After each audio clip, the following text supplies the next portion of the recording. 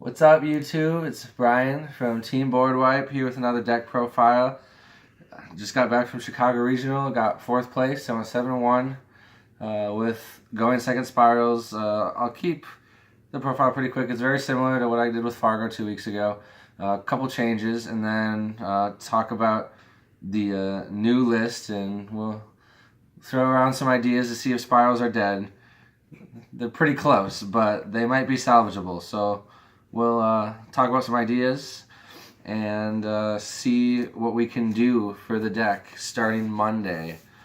The main deck is actually exactly the same as I played in Fargo 2 weeks ago. Got 4th place there also. 3 Super Agents, 3 Tough, Quick Fix, Drone, Sleeper, Master Plan, Last Resort, Gofu, RIP, God Card, Maxi, RIP. 3 Ash, 2 Droll. Droll was insane today with Magicians and Electrum. Like, this card is just God card against Magicians. And then 3 Gamma, 1 Driver. Also very good when you play it right. I played it incorrectly a little bit once or twice, but it ended up not hurting me too much overall. My only loss was not due to a misplay with Gamma, but a misplay against Decode. He had a Decode talker pointing to a Super Agent, and I summoned my own Super Agent and targeted something, and he negated it and destroyed it, and I just lost because I'm bad. But that's okay. Spells, 3 Resort, 3 Terraforming, 3 Goods, 1 Assault, 2 Big Red, 1 for 1, Foolish Burial, Rhoda. And then for traps, 2 evenly matched still in the main, because I wasn't sure how many Magicians I was going to see. 3 might have been an okay choice. I only played against 2 Magicians, but there were a lot out there, so I don't know. 2 or 3 I think is really good, but 2 worked for me today. And then 2 Mission Rescue. It's 41 cards in the main. Extra deck is almost identical, but I made 1 change. So we still do the 2 Helix, Firewall, Borload, Decode, Trigate. I almost cut Trigate, but Magicians don't typically play a lot of hand traps, so if you can go off against Magicians and make Trigate, it's almost an auto win with Sleeper and other protection. Like, it's just really, really good. And then Gaia, Ningirsu, Proxy, Ib. And then I played, instead of Dullahan, so I also played Link Karibo, which is clutch. If Master Plan is not dead in the hand, if you play Link Karibo, because you can just summon Quick Fix off Master Plan, Link summon for Link Karibo, and then discard the Master Plan. Quick Fix off Helix. Discard the Master Plan, get the Big Red, and then make plays, and you can still O2K even if you have Master Plan in hand when you go off with Helix. So Link Karibo is really nutty. Baguska, Princess Sprite, Omega. And then the last one I played instead of Dullahan that I played 2 weeks ago was Underclock Taker. So Underclock Taker is a new card from the set, Link 2, and it's 2 effect monsters, and it's got a downward arrow.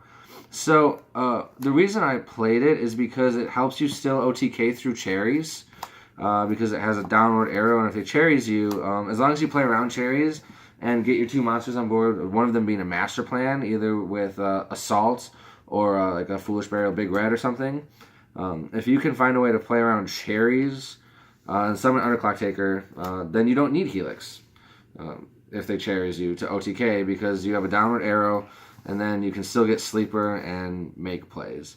And it also lets you target 1 face-up monster this card points to, and 1 face-up monster opponent controls. Opponent's monster loses attack equal to the attack of the monster it points to.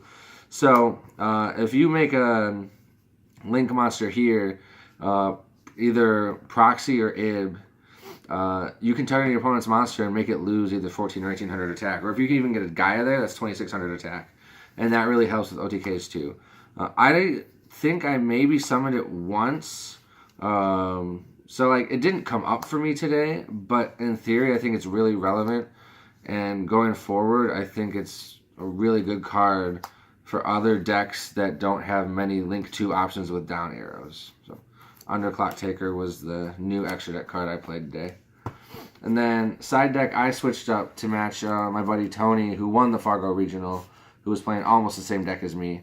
I switched to exactly his side deck. So 3 Cherries, 2 Chaos Hunter, 2 Board Wipes, 3 Twin Twisters, 1 extra evenly matched, and then I played the Bottomless and the 3 Floodgates. I might have drawn this once. I don't remember. I drew the Floodgates almost every time I sided them in. They were okay. They weren't the worst things in the world. I don't think I ever won a game because somebody didn't play around Floodgate, but it definitely helps. And I think it's really good against Trickstar and Pendulum. So sometimes I usually choose going second, but like sometimes you can choose to go first to catch them off guard, especially against Pendulum and Trickstars, and then the Floodgates really kind of shut off their plays. If you Floodgate the monster that Pendulum summon in their extra deck monster zone, they can't do anything. And if you Floodgate their Lycoris that they summon off of Candina, then you just don't take any damage while you're going through all your plays to OTK them. So I think it's really good. I should have played it at Fargo, and I made up for it here. My only loss today was to a Spiral Mirror match who was playing the Dark Spyrals. So I wasn't 100% sure on what his deck was, but I know he played 3 of these. I think he played at least 2 Assault, so at least 3 Rescue. I think he played 2 Assault, maybe. And then he played probably 2 or 3 Big Red. And then I know he played double Master Plan, and then he played Dark Grepher. And like his main goal was to like get Master Plan as much as possible and link someone with Master Plan so Cherries doesn't hurt the deck as much. And you can link spam. He played Draco Sack. He overlaid 2 Master Plans for Draco Sack against me once. And did some more plays with that. And it was really interesting. And I think that's the direction that this deck can go in the future. So like Dark Grepher, Armageddon Knight are both ways to get Master Plan in the graveyard. And you can have Big Red, Big Red, Big Red. So you can play like 3 Big Reds and then a 4th Big Red in the form of Quick Fix. Where is it? So there are 4 Monster Reborns, and then you have Soul Charge Monster Reborns, so there's 6. And then you have 3 Foolish Burial Goods for that, so that's 7, 8, 9. So that's at least 9 Monster Reborns for Master Plan in the graveyard. And then if you have Master Plan in hand, you have 3 for Assault. So like, there's just a lot of like plays that you can, Spyrals will still have after the list, because even with 1 resort, as long as you don't see the resort before you get to the Master Plan, which means you don't play the terraformings, you'd have to cut those because they're now, like, they defeat the purpose of Master Plan. But like, the deck still has a lot of options, and I think it'll be interesting to see just how consistent this new type of dark spiral build with multiple Master Plans and 1 resort can be.